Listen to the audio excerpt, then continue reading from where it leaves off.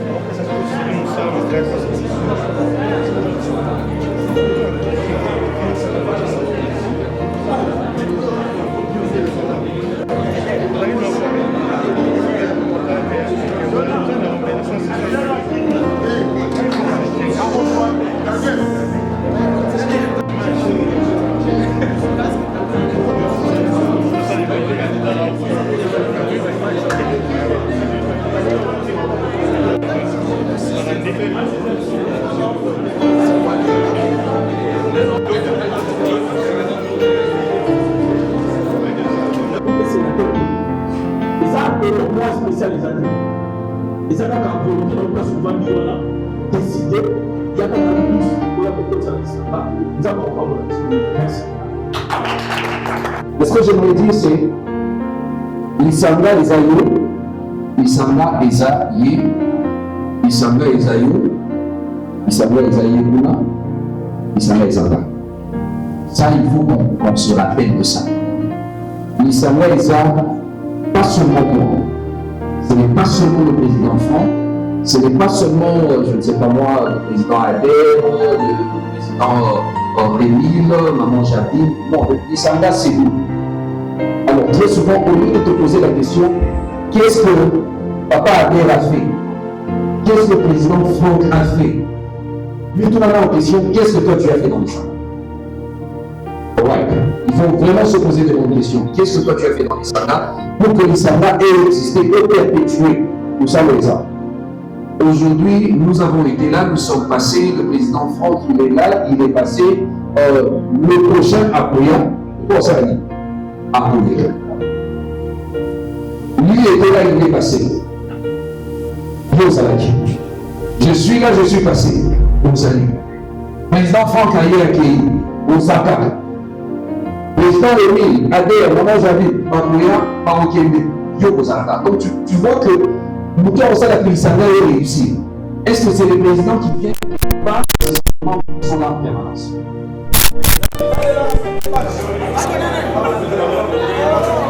Bonsoir papa. Bonsoir papa. Tu as dit que Cédric Mavungo, secrétaire et Alisanga. Alors pour la journée à l'élo, tu as dit que maintenant c'est la journée à l'élection. Alors papa, journée où merci beaucoup mon vieux papa, attention d'abord et on m'exprimer encore des fois parce que journée les kindes to kanisa les lesquels mon réunir te belé pour que baya atteindre objectif mogo commun et ça chose facilité mais nzamba sali grâce les kindes ga bomo na mutinyo soza très content il est déjà presque 20 heures mais bad bazarak donc cela signifie tout le monde a un intérêt à monde et nous glorifions Dieu pour cela. Merci beaucoup. Alors, et là, on a sali que l'élection est salée. C'est le président qui a dit qu'il faut canceller le mandat pour nous élection ou ils allaient qu'il seguen que groupe qui n'a pas temps ou qu'on a limité que l'élection fait ça même tout soit Kamba ou comment parce que moi nous t'abîmer élection salée. Alors peut-être que la temps ça il m'a bien toi kata tu as mon ton souci alors tu dis qu'est-ce que ça fait que l'on est sali qu'est-ce que ça fait que l'élection est salée? Non, tout ce que je peux rassurer tout le monde, le peuple de Dieu nous passe au Landabiso, l'élection est salami parce que chaque chose a son temps. Même dans la constitution du Sanga, nous avons bien défini pour le président à présider à l'Udebiso. Alors avec notre président Franck, nous avons travaillé pendant très longtemps.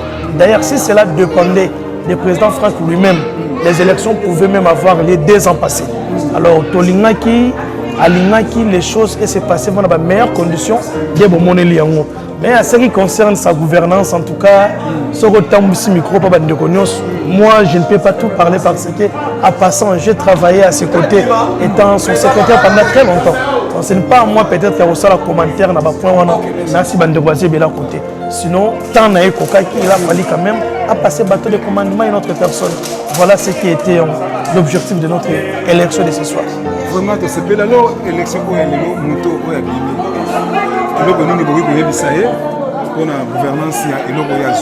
En tout cas, premièrement, nous avons remercié la félicitation à Salut. Salut, doyen, Papé Mille. Vraiment, c'est un grand frère propre. Sans sentiment, sans parti pris. C'est un grand frère propre, un grand frère là très crédible. Très crédible. Je crois que nous avons contesté en résultat athée. Parce que c'est quelqu'un que nous connaissons très bien. Alors, on a dit que l'humilité, le savoir-faire, l'amour au hasard, pour faire avancer Moussala et Nzambe, il va encore continuer. Même un peu plus dans un niveau très haut d'avoir davantage. C'est vraiment quelqu'un qui a la confiance, et qui a toujours la support. Voilà. Vraiment, le message que ça en général, il y a gouvernance vraiment. En lisanga ezayo, lisanga eza bandeko nyonso baolanda biso kande tolobaka. Tozoloba boye, lisanga est en train de continuer. changement d'administration, changement de président et le but est de suppose. Non, non, non, Lisanga est en train de continuer. Même le président qui vient de sortir, il a été là depuis l'organisation de ce bandak jusqu'à ce jour. Moi qui parle là, je suis le secrétaire général pendant très longtemps. Nous serons là et nous continuerons toujours à apporter un plus dans l'administration où il faut travailler et puis nous resterons les membres. Partout place aux alliés. Sachez que l'Isanga est en train de continuer. Soyez là, venez, continuons à apporter un plus pour l'association et qui n'a encore beaucoup plus d'avant. Merci beaucoup, que le Seigneur vous bénisse et je vous salue au nom de Jésus. Merci beaucoup, le secrétaire. Merci papa Cédric Mafum. Merci beaucoup, attention. Merci papa. Bonsoir, papa Kapeta. Bonsoir. Tout le monde est venu la journée il y a élection à Lisanga. Tant qu'un ancien secrétaire à Lisanga et puis l'homme parmi les sages à Lisanga. Alors Julien Lelo et Zalaki Nini au Biso tout le monde a élection. Alors, vous expliquer comment c'était la journée d'aujourd'hui. En tout cas, merci beaucoup de Gouvé, Yo, aux Abatou, aux Banda, depuis Kalati, les Ozali, comme on dit toujours, Bakami Baleka, mais Bisso Batou, d'être ça là au Sature, et on est toujours là. Vraiment. Donc, comme j'ai dit plus tôt, réussite Yalisanga Zara a été président, vice-président ou le comité. Les années Bisso Batou, tout ça, à niveau est assez. Parce que Bisso n'est au toujours. Apport Nabisonde au salaire que chaque comité Zoya et Kendeli Bosso. Donc aujourd'hui c'était un jour d'alternance pacifique. C'est plutôt utiliser le terme un peu que politique tout ça là dans Mboka. Alternance pacifique, jour il y a continuité surtout. Jour il y a continuité, il y a le président Franck que nous saluons vraiment en passant. On espère que tout va bien à la maison. J'ai parlé avec lui, on a eu des réunions hier, on a eu une réunion au téléphone pendant plus d'une heure. 2 fois d'ailleurs la journée. Et puis aujourd'hui encore, il m'a parlé d'une urgence qu'il a eue en famille aujourd'hui. J'espère que tout va bien. Il a fait le travail ensemble avec son comité. Ils ont fait ce qu'ils ont pu faire. Ils ne sont pas parfaits, comme aucun d'entre nous n'est parfait. Ils ont fait ce qu'ils ont pu faire. Et comme ils ont accompli beaucoup de bonnes choses. Pas seulement des bonnes choses, mais je dirais des grandes choses. J'étais là dans le concert, il y a City Hall. J'étais là dans le concert, il y a Maitland. Donc j'ai toujours été là dans l'événement Nyonso. Ils ont accompli de grandes choses. Maintenant, c'est le moment de donner l'étendard à Papa Émile. Ce n'est pas mal gouvernance des salles qui vont organiser l'élection. Non. Ça, en tout cas, il faut qu'on puisse redire ça et reclarifier de nouveau. D'abord, il a travaillé pendant 7 ans. 7 ans, c'est beaucoup. Surtout dans le modèle, il y a bateau, tous en Nalisanga. Ils ont conduit les musiciens, ils ont conduit les leaders. Donc, ça n'a jamais été facile. Avec des pasteurs aussi. Donc ça n'a jamais été facile. Et au bout de 7 ans, lui-même d'ailleurs, donc c'est lui-même de sa propre volonté qui a demandé non. J'ai beaucoup travaillé. D'ailleurs, dans le groupe WhatsApp, vous avez vu le message qu'il a posté, un message vraiment de paix, beaucoup de patience et beaucoup d'amour pour dire il faut organiser cette alternance pour que Makambu. Ce que j'ai fait, na saliamoti quelque part. Il faut que Moutoumoussou se paie à Zoa, à Memango beaucoup plus loin. Conseil. J'ai toujours dit, n'appelle ça toujours ce conseil de la part de l'apôtre Paul à Timothée, que ce que tu as appris de moi, Pessa pas bateau, bon, Memango, c'est beaucoup plus loin. Et je crois que c'est ce qu'il a fait, vraiment de bon cœur que nous saluons. Et c'est ça, la journée s'est très bien passée. L'élection s'est mis dans la paix, dans la quiétude, dans l'ambiance comme toujours. L'élection, nous allons qu'en ambiance. C'est ça. Alors, message européen, c'est la présidence sur le temps. Peuple, message des années. Ok, président entrant. En tout cas, le président entrant, le président Émile, d'abord félicitations, nous vous aimons beaucoup. Papa Émile, moi je l'ai connu, il est loté. On a aidé depuis 2012.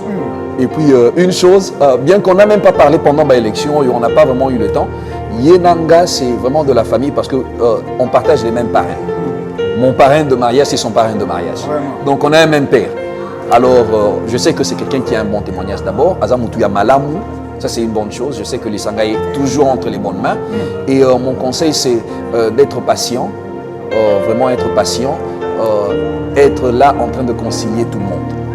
Et la conciliation ne veut pas dire qu'il faut tolérer le mal ou des bêtises. Non, je crois qu'il n'y aura pas de bêtises, mais il faut être focalisé avec des objectifs. Travailler avec des objectifs. Être discipliné dans les objectifs, au moins n'a aucun liboso. Mais so biola naka oh boy, oh balobagi salagi boy, balobagi boy. Comme l'autre fois, moi-même j'étais étonné, nalikamo balobi papa de gouvernement imaginer un peu ozawa oyeka muto abeti ayawa abeti lisolo non lobi ozalaki na Zimbabwe alors yo mozoka mona Zimbabwe on a combien on ndeni donc faut pas suivre ces histoires là hein? Soyez gardez la vision de l'Isanga. L'objectif, nous serons là pour vous soutenir comme on a soutenu tous les autres pour aller de l'avant. Vraiment, merci beaucoup, papa. Merci. En tout cas, merci beaucoup. Que Dieu vous bénisse. Amen. Ok. Vraiment, papa Gilles, bonsoir, bonsoir. Oh, bonsoir, papa Philippe. Et c'est un moment où la journée à l'élection, il y a l'Isanga. Alors, nous avons pour la journée où on est à cause peut-être il y a mal gouvernance, il y a président, il y a des gens qui ont organisé ou comment. Et puis, message, nous avons fait ça pour le président Abimi. Mes salutations à tout le monde, de partout là où vous suivez. Et à niveau local, tout international, tout vraiment grand merci pour notre papa Philippe, ils ont été pour la mal gouvernance, et là, la saison. Il y a un temps pour tout. Alors, équipe qui travaille, le lingue, la Sénégal qui travaille, et comme il a fait un mandat, il Sénégal qui élection. Et élection est salami, le lingue est salami. Donc, la droiture, et c'était qu'il y a corruption, il est vraiment très simple, puisqu'on était à la commission. Alors, l'élection est très bien.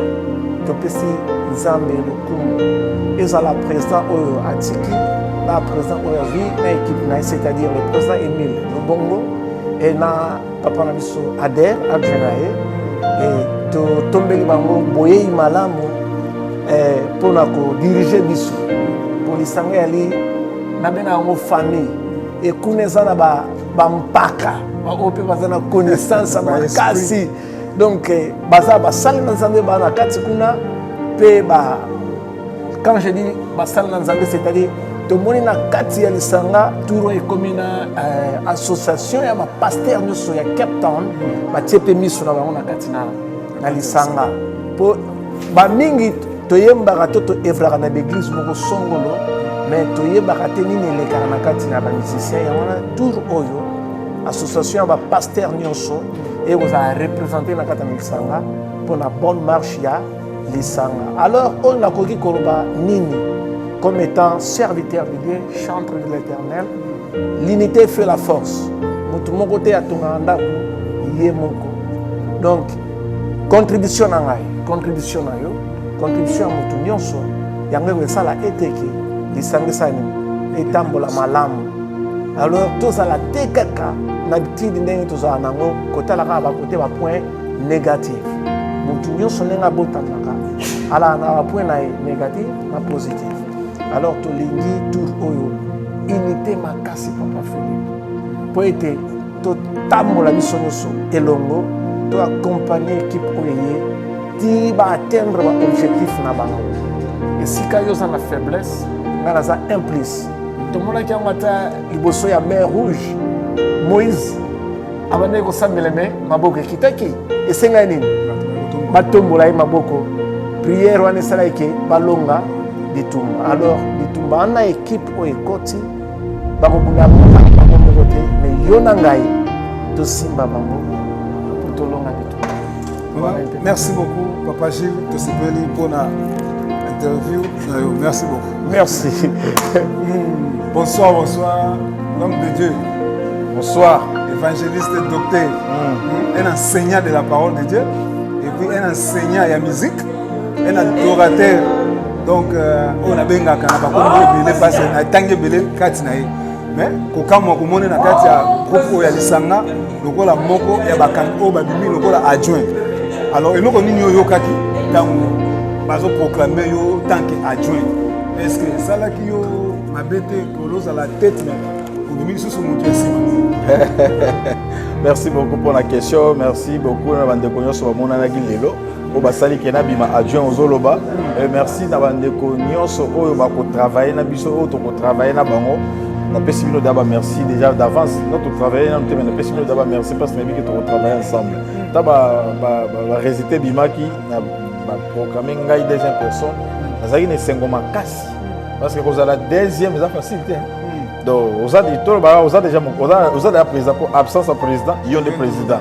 Donc et c'est vraiment Sengoma Kassi napesi nzambe merci na bandeko nyonso basali ke tokóma esika ya mibale wana. Alors ensemble na président na yo parce que nous avons ensemble na président na yo eloko nini oki koyebisa ete eloko nini koapporter pembeni kozala pembeni na est-ce qu'il n'y aura pas de guerre de ces esprits biso d'abord déjà tant opposé ba candidature oyo eloko na oyebisa bino lomo bokamo président Emile avant même il a posé candidature alukanga na privé abi papa totia candidature ye moko aza candidat maluki sous candidat mosusu azo proposer tia candidature oyo nandimi te soki esalamaka ozobenga motu yaka tozala adversaire donc on est kosolola déjà na privé tozosolola biso te kopi te tozosolola ke tozosolola soki nzambe asungi ke tobimi tokotravaille ensemble tokotia maboko na pati pour ke toavance soki esali ke tokatani mpe bandeko bakobima tokotravaille na bango ensemble tokozwa baide na biso tozalaki nango tokosoumettre yango epai na bango oyo nakomemela ye eza guerre d'esprit kozala te d'ailleurs tozala déjà bien biso toza bana nzambe eloko wana ezala te nakomemela ye bainitiative bien na oyo aza nango tosangisa ensemble eza mpona avancement ya lisanga.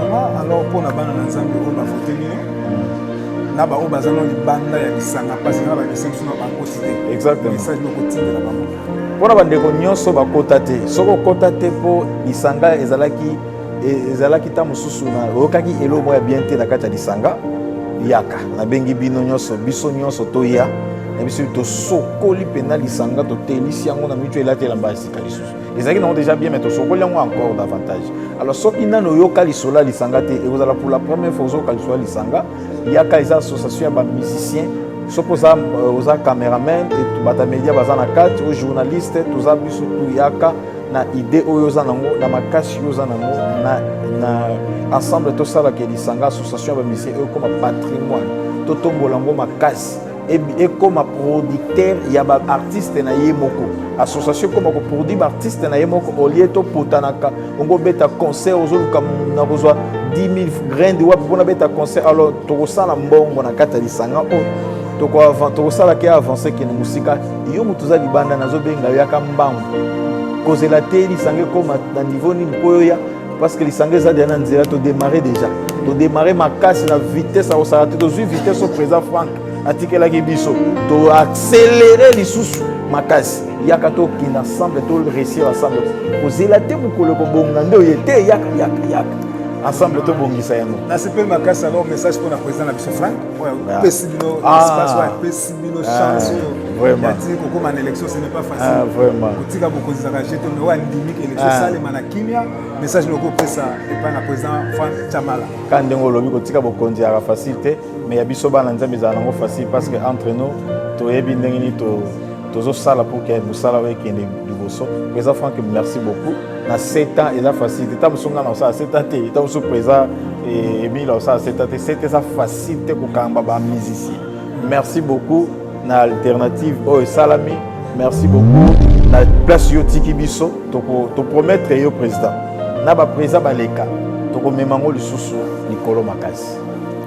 Merci beaucoup nzambe apambola bino ya bonsoir nazali boso ya président entrant ya lisanga président oyo abimi ya sika papa Emile Lobongo alors ye moko akoexplike biso eloko nini oyo ye alingi akamba mpe nini oyo ye akosala mpona libota na nzambe mama papa Emile baloba eza na yo nde moto bimi mokambi oyo kokamba lingomba oyo président Franck atiki alors nini oyo eza lokola vision na yo to objectif na yo mpona eloko oyo osui. Merci mingi papa de gouve mpo bandeko nyonso bozolanda ngai merci pa nzambe oyo asali ete mokolo oyo ekokisama mpe lelo oyo nazwa ngolu ya kobima président na kati ya lisanga et merci mpona bandeko nyonso base mobilisaki mpona kovote ngai vraiment nzambe apambola bino eloko na lingai naloba ya liboso eza ya koyeba lisanga eza nano amour, unité et puis comme vision lisanga ezali wana pour la promotion. Alors biso eloko tozoya nango lokola plan d'action ezali ko travailler pour être promotion ba œuvre na biso nano ezala ya makasi et puis ko maintenir ko veiller sur veiller te unité pe amour ezala maintenir na kati ya lisanga bayembi et toko travailler sur social ezana ba activité o toko sala lokola enregistrement ya banzembo na kati ya studio pona ko maintenir visibilité ya lisanga na ba plateforme nyonso na ba social media et en plus cela tozana ba activité ya toko sala durant cette année lokola ba concert et puis ba dîner de gala si Dieu nous fait grâce donc toyebi que avec l'aide du Seigneur et unité il y a ba musiciens nyonso bana na Nzambe tokosala makambo minene tokosala ba exploit. Merci beaucoup. Merci. Alors message nous ko pesa na président oyo o remplacer président Franck Yayo Yango Bambo Tebele, vraiment grand merci à notre président sortant, président Franck, pour na musala malam o asalaki ti lelo oyo biso tozwa esika ya article biso vraiment musala esalemaki mingi tozalaki ini to se mobilisaki to se soutenaki pendant ba activité lokola ba concert et to monaki to kotaki ba studio to salaki ba live to salaki ba concert a minene o esangisaki ba nyonso na Cape Town vraiment nzamba lola pambola e pona nyonso a salaki et nous sommes toujours ensemble pour cette continuité. Merci beaucoup papa. Merci beaucoup.